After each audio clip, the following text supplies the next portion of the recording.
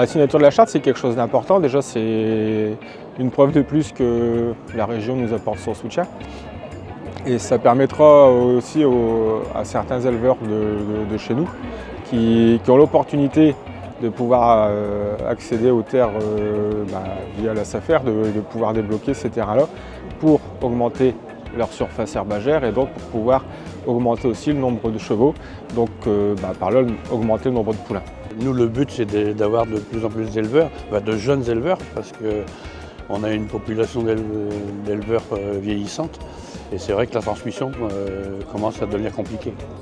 Donc ici, on est aujourd'hui à la SAFER pour cette charte qui va amener une attention particulière au niveau des comités techniques qui répartissent en fait les hectares qui sont disponibles pour les jeunes agriculteurs ou pour l'agrandissement.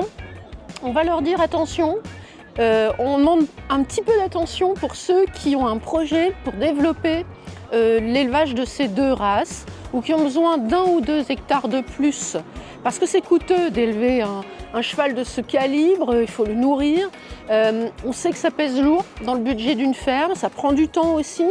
Et donc on va essayer d'agir sur le foncier. Il n'y a rien de systématique, mais notre convention, elle vient simplement fixer le fait que c'est nécessaire maintenant d'intégrer dans les critères d'attribution des hectares ce critère de maintien de nos races très éboulonnées. On n'a pas le droit de laisser s'éteindre ces races, c'est notre passé, c'est nos racines et puis c'est aussi notre avenir, quoi. On a quand même encore des jeunes qui tiennent ce flambeau avec des éleveurs, ils sont beaucoup sur les territoires pour montrer ces races et maintenant il faut qu'il y ait aussi des soutiens un petit peu plus précis économiquement, sinon on risque de perdre ce patrimoine.